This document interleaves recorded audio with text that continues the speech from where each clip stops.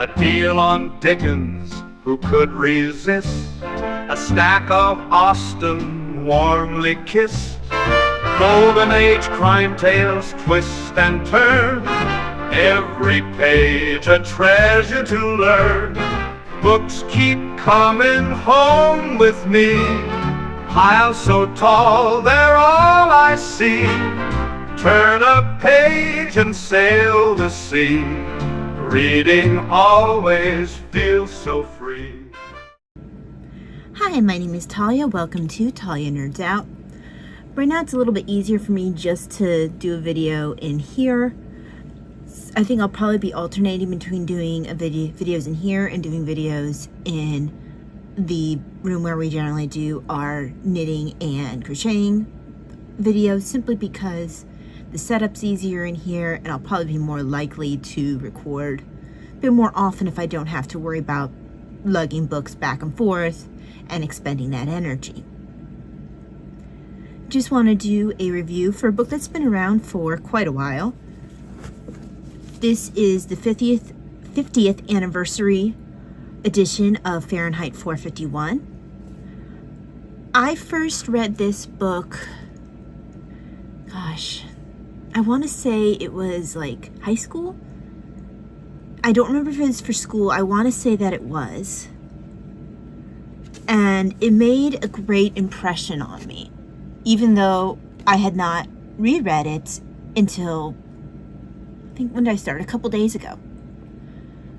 But I've had an overwhelming urge to start it again, partially because when I had recommended this book to my dad, who had not read it himself, he was not nearly as impressed with the book than I was, because visual imagery of this book had stuck in my head for over 20 years. But for him, it just didn't seem to it didn't seem to carry the same punch, or he just didn't seem to be quite as impressed with the way Bradbury had written this than I was. So I knew that at some point I would have to revisit Fahrenheit 451. And I'm glad that I have this edition. This edition does have the book as Bradbury intended it, but it also has a really nice introduction by Neil Gaiman, and it has a thick section which is the history, context, and criticism of Fahrenheit 451. As you can see, it is quite thick. It is about, so let's see, okay, I would have been correct with my math if it actually gone to 237, but since it went to 249, it's actually 82 pages. So it's an 82 page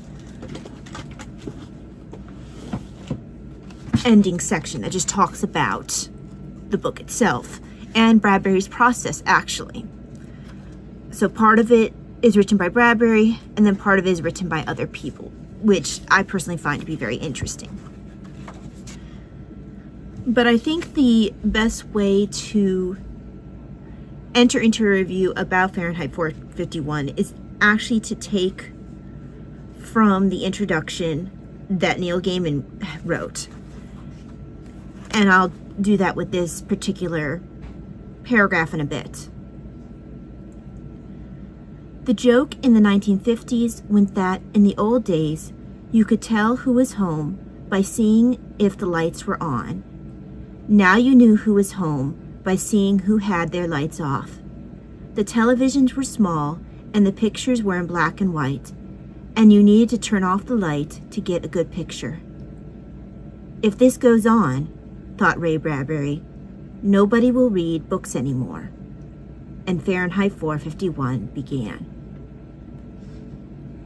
And the way Neil Gaiman describes this is as not necessarily predictive fiction, but cautionary fiction, which I like is much better as a way to describe some of these darker, futuristic fictions. It's a if we keep going versus some dystopia without any real warning to, just the darkness to it. what I also, in reading in the back, some things about the way that the story is written make more sense. Bradbury talks about how he wrote this book over a period of 9 days on the first time when it was more of a novella, and then again in a 9-day stretch when he was expanding it into a novel, simply because he could only work in short periods of time because it would cost him more if he did. He was working off of a library typewriter that he would feed with dimes. I think it was for every hour it was a dime.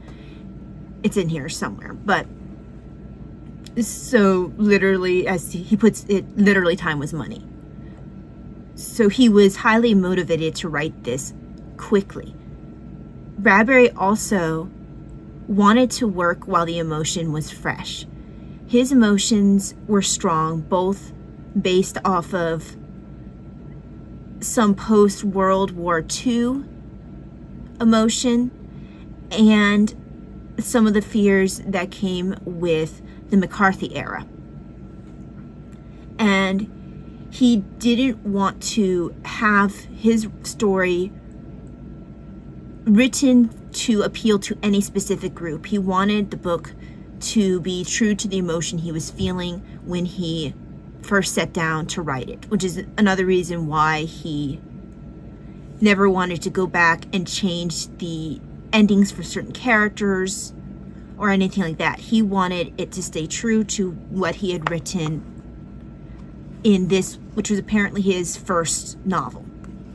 Although he had written short story collections, like he has the Martian Chronicles and he has several other science fiction works. The short stories are the ones that I am familiar with outside of Fahrenheit 451. I've never been terribly interested in his other work, although I have read pieces of it here and there.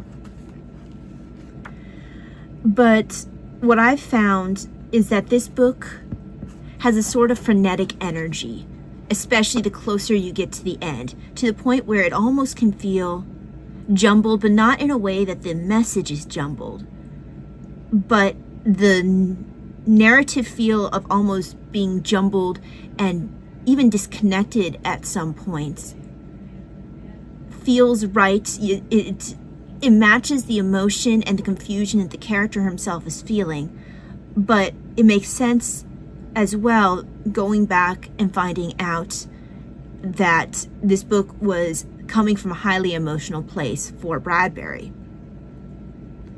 I still find the imagery, especially at the beginning of the book, when the main character, Montag, hits different points where it pushes him farther down the path. Certain points can seem a bit long, particularly when the fire chief is talking, but again, it has a point to it.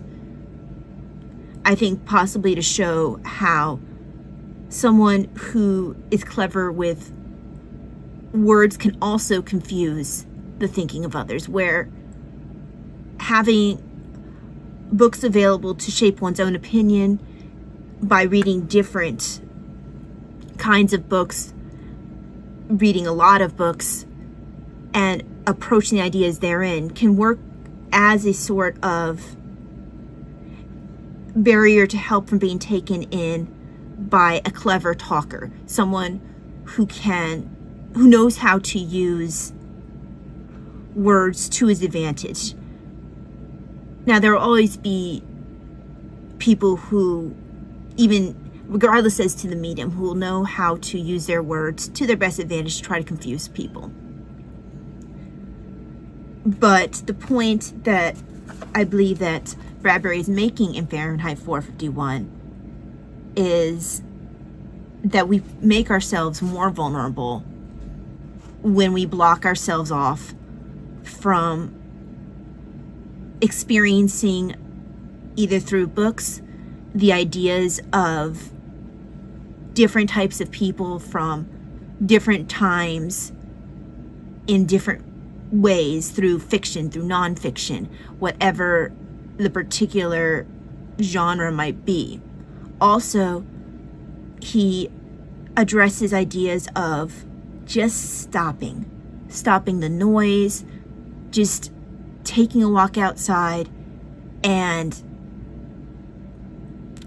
experiencing the world, noticing the world, or just not having the TV on or some noise on at all times, and just sitting and talking, because that's where we get our ideas. That's where reading will take us to a certain point, but it's when we discuss, when we engage with different points of view, also through conversation, where we can build more upon what do I think, what do I believe, because we are interacting with other people's built beliefs and lived experiences. And as we absorb their experiences, we engage with them in conversation, we can continue to form what we believe in one way or another, whether we end up agreeing with the person we're talking to, disagreeing, or being just sort of middle in the road about it, where we take some of their point of view and some of ours, or maybe we agree completely. I think I already said that. Anyway. But something that I noticed, and it also discusses the busyness. We keep so busy that we don't have a chance to stop and think. And that's where something like reading a book does have its benefit in bringing out ideas, besides the fact that you are pulling from the ideas of all these people in the past, and it could be distant past or current. I had a notification come up on my phone. Or distant past or not so distant past. But past it is, because it's written on paper. Now it's, when it was written, is past. That's confusing. Anyway. But I'm sorry, I lost my train of thought because I saw the notification come across my phone. So it mentions sitting there and just absorbing, so as well as conversing, absorbing what is in the world around you, and that we're so busy now that you'll hear people say, well, I don't have time to read, but people will find time to scroll through YouTube, they'll find time to watch Netflix, they'll find time to do any number of things, which there's a place for interacting with content online like YouTube and Netflix. You can get and interact with ideas there as well, but I'm talking about the mindless absorption, which we've all done to some extent or another, where you're just scrolling and you find yourself wasting time, and there's sort of an emptiness to it where you're not necessarily engaging with anything, but when you're done, you're like, man, I wasted a lot of time. And it's not a very satisfying feeling. It's not the same feeling that you get when you engage with something in a more active way. So you might engage with someone's content on YouTube where they're talking about something that is intellectually stimulating. That's very different than the sort of mindless scrolling, which kind of feels like some of the mindless entertainments that Bradbury is discussing in Fahrenheit 451, or the busy pace where we keep ourselves so busy that we don't stop, and we tell ourselves, I don't have time to read, I don't have time to do XYZ, but we usually manage to carve out even a few minutes if something's truly important to us. And in this book, that carving out a few minutes, the making of time to think, to interact with ideas through conversation, or just through walking and looking at things around us, that is seen as subversive, because What are you thinking about? What are you doing? What's going on behind your eyes that's not what you're being told to think?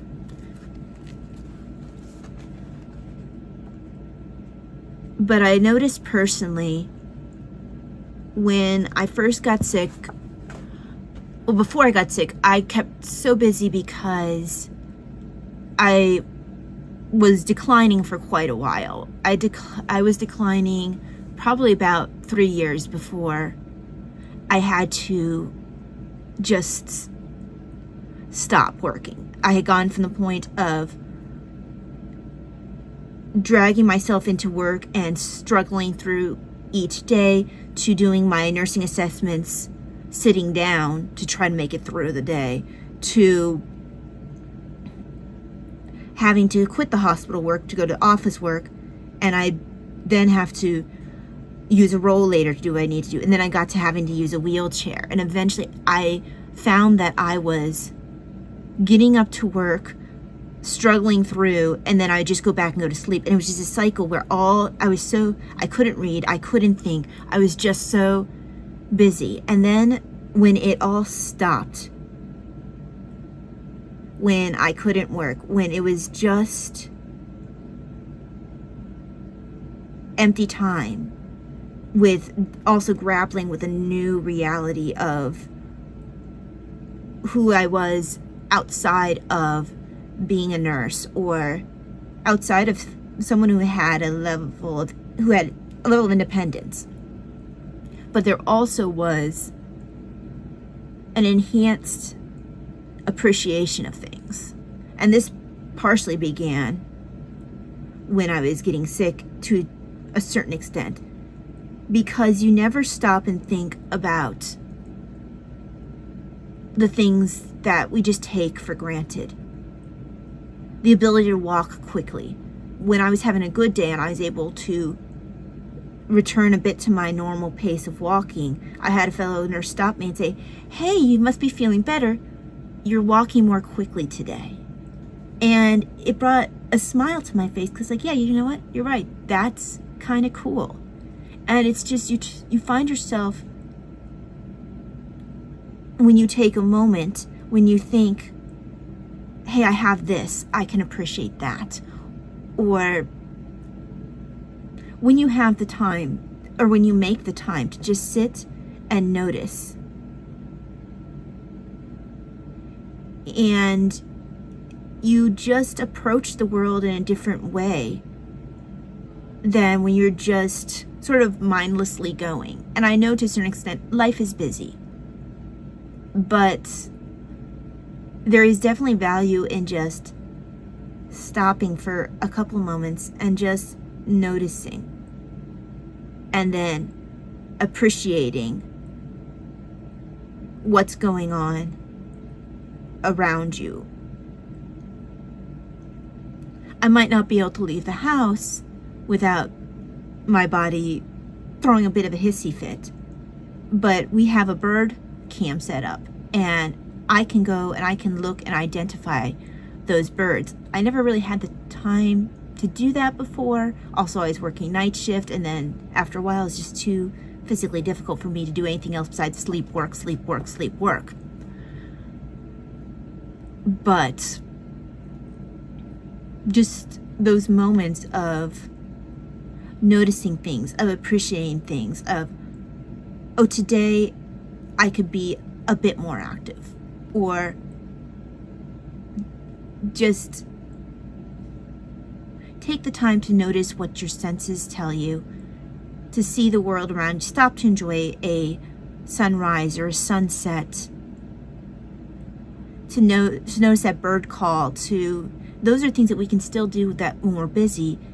It doesn't take long to stop and to notice some small thing. And that's another part that Bradbury is recommending.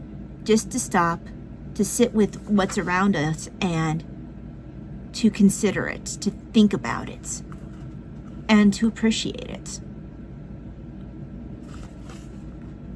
I always thought of Bradbury's book mostly there were several things that I thought of when I would think back to Bradbury's book before I read it after over 20 years. First, I had specific imagery that stuck in my head from the book burnings. And then the family. The constantly going noise and interaction with people who weren't really there, who didn't really exist. And this disconnect with the people around us. And it's a danger that I think is well addressed in this book. That danger of, are we allowing our entertainment to disconnect us from people? And that's where having a thing like a booktube is so amazing, because we are interacting with each other. No, and I don't mean in just like you'll see in some YouTube comment sections and other places online where there'll just be almost people not talking to each other, but just being on very polarized areas, and that's it. This is where my area, this is your area. There's no conversation between because we're just so diametrically opposed. But booktube is about conversation. Here's this book I have read. This is what I think about it. What do you think about it?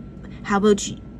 I encourage you to interact with this book and experience it for yourself, and then share your thoughts as well. And by the way, that's actually something I do recommend for this book. But booktube is all about thinking about books and encouraging others to think about books, whether or not you agree on said books. And not all books are ones that everyone wants to interact with. That's great. But there's something in here that makes me think of what Tolkien said. And again, it's something that Gaiman says in here. It's close to it's in the last page or so of the introduction. Written ideas are special. They are the way we transmit our stories and our thoughts from one generation to the next. If we lose them, we lose our shared history. We lose much of what makes us human, and fiction gives us empathy. It puts us inside the minds of other people, gives us the gift of seeing the world through their eyes. Fiction is a lie that tells us true things over and over. And this makes me think of Tolkien's on fairy stories. But through this fiction and through many other works of fiction, regardless of genre or of what kind of writing you've got going there, what style, they each interact with some element of truth, or they grapple with some sort of idea, sometimes without the author necessarily realizing that they are putting forth an idea or a worldview, just because we all come with our own ideas, we all come with our own worldviews. And when it's put down on paper, sometimes it's more overt, sometimes it's hidden within the very fabric of the work itself without us realizing how much we're saying about ourselves and what we believe and what we think. And sometimes the truths that are being expressed are more heavy, and some of them are just more human truths of seeing people, seeing ourselves in these characters, seeing aspects that we like or dislike about ourselves and why, or like or dislike about other people and why. People interact with Emma in a certain way, for example. Very strongly people react to things like Emma or Mansfield Park because there are aspects of those stories, even if they aren't trying to necessarily, although Austen did make social commentary, but there are aspects of those characters as well. There's a reason why people either strongly dislike Emma or strongly dislike Fanny Price. Either they see something in themselves that they don't like, or they see something that annoys them about someone else or themselves, or it's just an aspect of human nature that is unlikable. Someone like Mrs. Norris has been a favorite character to dislike for so many years, because she's such, we know aspects of a Mrs. Norris, or Mrs. Norris feels real. There is a truth to a Mrs. Norris, and that's something that is expressed in this introduction, that by Gaiman, and then the truths that are represented in this book. People can see it for themselves. What they believe reflects on today's world, and what they continue to see maybe as a cautionary tale for us to think about. What are we allowing ourselves to mindlessly float along, and take it as a challenge not to do so, to continue to interact with our entertainment in a more mindful way. You can interact with movies, but still examine them. And it doesn't have to be a negative way either. When you see Montag's wife, and when she interacts with the family, it's a very passive thing, and she can't even tell you really what's been said or what's going on. It's just a mindless absorption. But there are ways of interacting with movies. Even, you can interact with mediums outside of books, because there are stories that are being told as well. But you can ask, why are the characters doing these things? Is it within character for this character? And if they are behaving out of character, is there an in-story reason why this character would be interacting out of character? Or is this just poor writing? And it's that questioning, that interacting with the story, which can just elevate it above mindless absorption. And there are points where we just kind of want to absorb, but I feel that the entertainment ends up being that much richer when we interact with it more, when we can step in those characters' shoes and question and wonder and think about who they are and why they are, and what it is that makes them do what they do. Now, I'm someone who thinks a lot about as evidenced by the fact that I can go on and on this channel, but I will, when I interact with movies, at a certain point, it's like it becomes like a first name basis, and they develop a realness of their own, because, and maybe this is a writer type thing, it's like, well, that they wouldn't do that. You get a feel for that character if you really interact with it. I'm starting to ramble, but there's points in the afterword where Bradbury talks about when he would expand the book, or even when he tried to make the book into screenplay, and he talks about how he didn't expect the characters to do that, or the characters told me this. That's a very writerly thing. And I'm not a serious writer, but I think that anyone who writes knows what he's talking about, where you get so steeped in the characters that you're writing, where you get a feel for who they are and why they do what they do, and they are telling you their stories. It's not a very logical thing, perhaps, but it's because when you interact with either something that you've read, or of course when you write something you have to be interacting with it, that thing takes on a life of itself, partially because of what it's telling, either about human nature, or just whatever it's trying to say, and then just the realness of the human character within. It just comes alive on its own.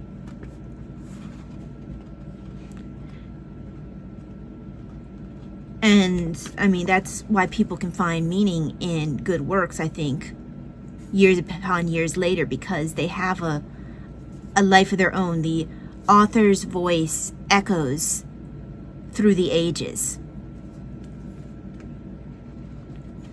the pages keep them alive and keep their ideas alive. But yeah, I have highlighted quite a bit in this. I do feel like I've just rambled, maybe not even completely coherently. I probably am not going to edit this terribly much, just simply because I fear to see if I edit, I'll probably end up scrapping it. So whoever gets something out of this, great. If you don't get anything out of this, I am absolutely sorry, but this is just a complete rambling that makes probably no sense. I didn't really think this through when I sat down and decided to review this. Much like Bradbury, who he wanted to write the book in the moment and as he was feeling what he was feeling about it. I wanted to review this book in the moment as I had just finished this edition after over 20 years of not having read the book. And I wanted to give my fresh impressions on the book, which means it's jumbled, which means perhaps a bit chaotic, much like there are points in this book where you've had that feeling of chaos and even of jumbled, but it's speaking to something. That jumbling and the chaos in the book, it does have a point. It does represent something for that character, and I think upon further reading, it comes together more cohesively, as I found when I was flipping back through before starting this review. But I haven't even tabbed in this. That's how unprepared I am. I have highlighted multiple times, and I probably will go through and tab, or maybe I won't. Maybe next time I read this, it'll come up as a surprise, and it'll be like, oh, this was important to me. Why? And then I get to engage with it in a whole nother way. Yes, there are points in here where I have written notes, but a lot of it is just highlighting. And maybe another few years, I want to say a few years hence, but wow, that's a bit pretentious. Another few years from now, when I pick up this book again, I can go, oh, where was my mind at when I highlighted that? But be surprised by it because I didn't tab ahead of time. But yes, I do recommend this book that's, over 50 years old. Most people have probably read it, but maybe not in its entirety. Apparently, there were editions that were put out for schools where it was edited because they felt like it was maybe not fully appropriate for school, which drove Bradbury insane, and he made sure that those edits got removed and never were released that way again, because he did not want his book to be changed from what he had originally intended. And I want to find the quote. Oh, here we go.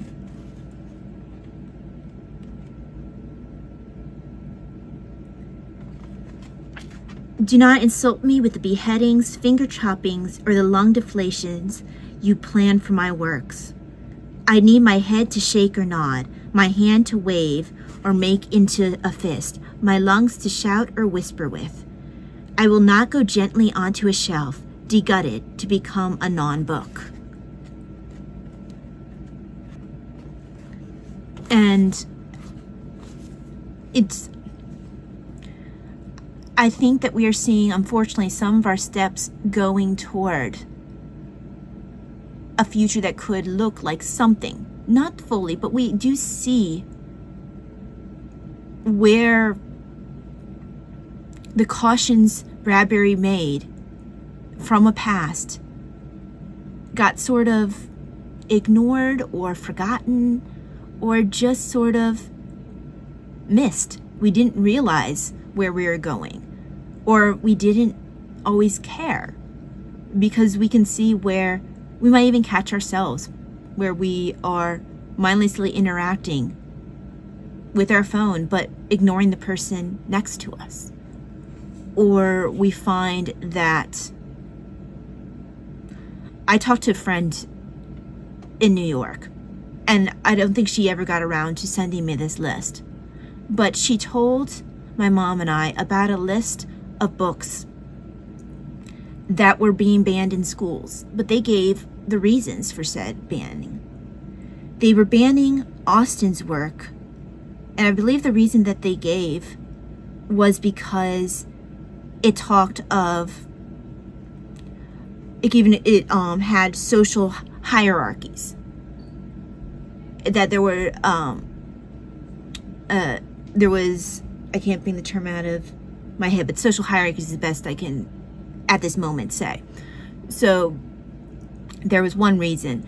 And Nancy Drew, because you had teenagers solving mysteries. Then books like, some of them I just was like, wow. I mean, it sounds terrible to say obviously, but you would see books like Uncle Tom's Cabin and To Kill a Mockingbird. But where are we going to approach these ideas if we don't deal with them in fiction first? Or in writings first?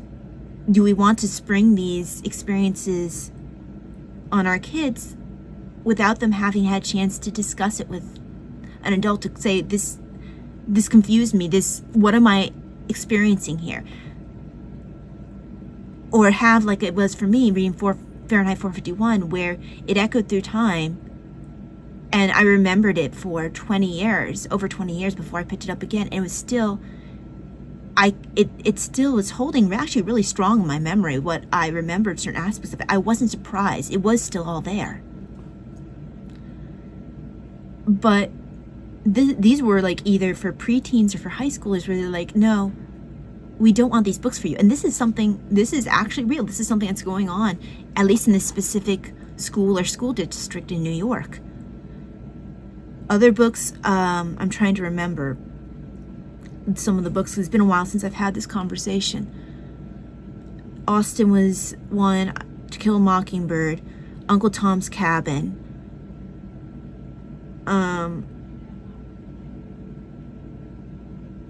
Nancy Drew,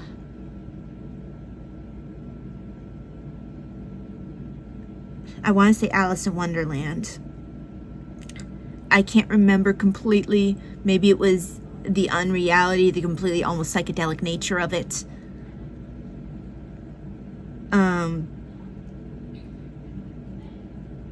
I just remember being surprised at some of the choices where it's like, why would you find that? I think Jane Austen was the one that specifically surprised me, just because it doesn't seem like that would offend anybody. I'm just trying to look through my shelves and see if there's others that I can see here.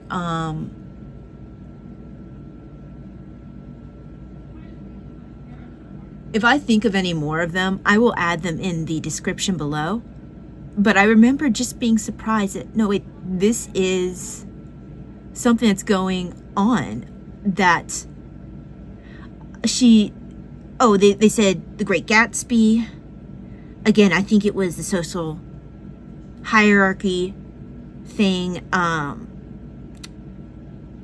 There was also, because she was saying that she and her sister were talking. Her sister's like, yeah, no, my niece is going, like your niece, my friend's niece, she will be reading these books, we'll be reading them together, because these were books that were important in forming the way we thought. So she was going to make sure that those books did not get missed, that the school saying you can't have this in the school curriculum did not make it so that way, at least their kids, my friend's nieces, that they will at least still get to experience those books. But how many kids, they won't be approaching these ideas? And I don't have kids, and I don't, know what the public school system looks now in different areas.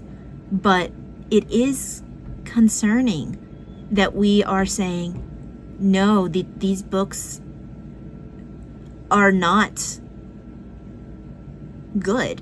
That these books are not, they are talking about things that, let's not talk about that. and every side wants to blame the other. But the problem still is that the books, no matter which side is saying, shh, don't talk about that, the books are still being banned in these schools.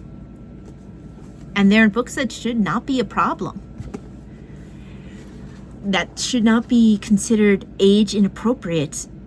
There's nothing in Austen that should ever be not school appropriate.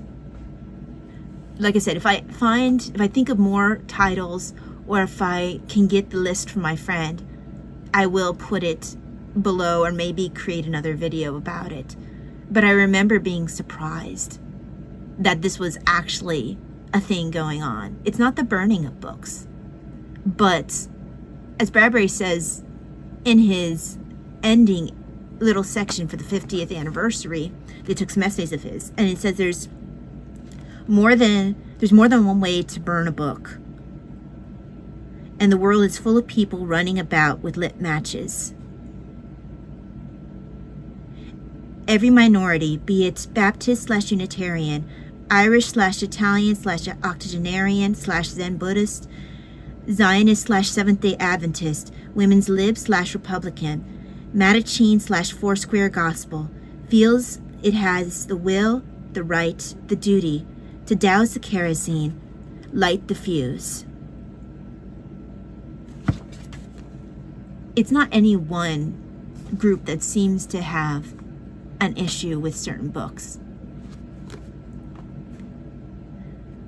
But I think it's up to us to make sure that, we keep the books alive, even if there are school systems who want to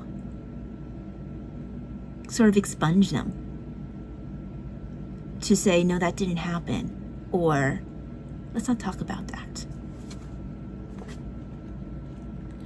That's where we should have conversations. One of the best book clubs that I had, it's the only online book club I've had where we talked about To Kill a Mockingbird. I've discussed this before. And we talked about those things that, people say don't talk about politics or religion, but we had those discussions because this was considered a place where we could exchange ideas. It was like 5 or 6 of us. None of us knew each other. We had all gotten together through a YouTube channel, but we had all agreed that we were going to interact with this book, To Kill a Mockingbird, and we were going to discuss these ideas, some of which are very charged. You're talking about race relations, but you're also talking about rape. You're talking about drug abuse. You're talking about also abuse within the home. Not your main family's home, but a family within the stories. There's education. There's so many things that are in that book to be discussed. But if we don't, that book has so much in there, but it's being removed as something to talk about in schools. That's a mistake. So we need to make sure that we talk about it among each other. And if we have kids, when it seems age appropriate, discuss it with them at the level that they're at, and then they can engage with that work again as they get older, but it'll be in the fabric of their mind. I engaged with Fahrenheit 451 over 20 years ago, and I know I didn't absorb necessarily all of it. I absorbed quite a bit though, and it lived in my mind for over 20 years. And I thought about it on and off again and again throughout the years. That's the power of a book with good ideas, a book that you engage with. So I've wandered on and on and on. And I'm sure, like I said, none of it's coherent. I'm going to stop the video here. I'm not sure how much I'm going to edit. I'm sorry for anyone who lasts through the entire video because I did not prepare ahead of time. I hope that you enjoyed what you could get out of this video. Much like when you engage with books, take what you find to be valuable within it, interact with that, and just okay with whatever with the rest, I guess, because it is what it is. It's something that was thought of in the moment, and now it's out there. Thank you very much for joining me. Oh gosh, this is an awful video. Have a wonderful day. God bless. Bye. Books keep coming home with me, piles so tall they're all I see. Turn a page and sail the sea. Reading always feels so free.